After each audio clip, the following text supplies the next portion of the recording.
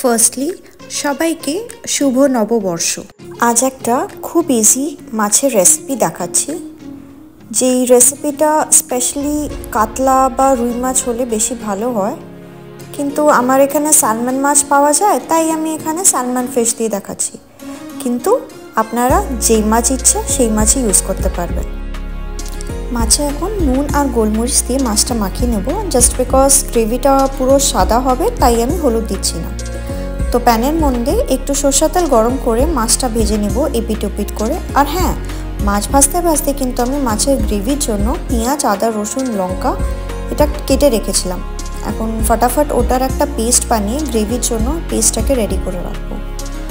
আর মাছ ভাজা হয়ে গেলে আলাদা একটা কড়াইয়ের মধ্যে আবার নতুন করে একটু সরষের তেল নেব, আর ভেজে রাখা যে মাছের যে তেলটা যেটা বেঁচে গেছিলো সেটাও অ্যাড করে দিচ্ছি। কেন কি ওই মাছ ভাজার তেলের যে একটা ফ্লেভার যে থাকে, মাছের যে ফ্লেভারটা যেটা মিক্স হয়ে থাকে, ওইটা খুব ভালো লাগে আমার।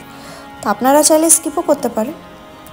তারপরে আমি তেলের মধ্যে একটু গোটা গরম মশলা হালকা একটু কুটে দিয়ে দিলাম, আর হ্যাঁ, গোলকিও দিয়েছি একটু দিয়ে। তারপরে পেঁয়াজটা ভালো করে ভাজা ভাজা যখন হয়ে গেছিলো, তখন বানিয়ে রাখার পেস্টটা দিয়ে দিলাম, আর দিয়ে ওটার মধ্যে জিরের গুঁড়ো, ধনের গুঁড়ো আর নুন দিয়ে ভালো করে মশলাটাকে কষিয়ে নিলাম। আর আমি কিছুক্ষণ আগে কাজু, পোস্ত আর একটু চার মগজ ভিজিয়ে রেখেছিলাম গরম জলে, সেটাও আমি ভালো মতন পেস্ট করে মশলা যখন কষে গেছে তখন মশলার সাথে ভালো করে মিশিয়ে দিলাম। আমি জারে একটুখানি জলটা নিয়ে ওটাই ভালো করে আমি নাড়িয়ে গ্রেভিটার মধ্যে অ্যাড করে দিলাম। আর একটু গ্রেভিটা যাহা তো ফুটলো, আমি দইয়ের মধ্যে একটু গুড় দিয়ে দইটাকে ফাটিয়ে রেখেছিলাম। তো আপনারা চাইলে ওটাতে চিনিও দিতে পারেন বা টক দইয়ের সাথে মিষ্টি দইও দিতে পারেন, দ্যাটস কমপ্লিটলি অপশন। তো আমি এটা গুড় দিয়েই করেছিলাম। আর যাহা তো ওইটা দিলাম, একটুখানি নাড়িয়ে চাড়িয়ে ঝোলটা যাহা তো ফুটে উঠলো, মাছ ভাজাটা দিয়ে একটু গরম মশলা আর ঘি দিয়ে এই রান্নাটা কমপ্লিট হলো। যে ঘিটা আমি ইউজ করেছি ওটা ল্যাকটোজ আর গ্লুটেন ফ্রি আর কিটো ফ্রেন্ডলি, বাস এইটুকুই গুণ আছে, তাছাড়া ঘিয়ের মধ্যে কোনো গন্ধ নেই। আর বাড়িতে বানানো ঘি যদি ইউজ করা যায় তাহলে তো আর কোনো জবাবই নেই।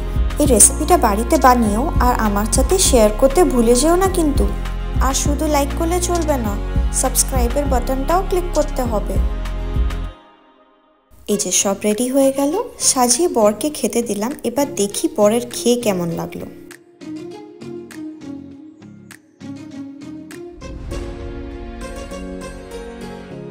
হ্যাঁ গো, খেয়ে বলো কেমন হয়েছে। দারুণ হয়েছে খেতে গো।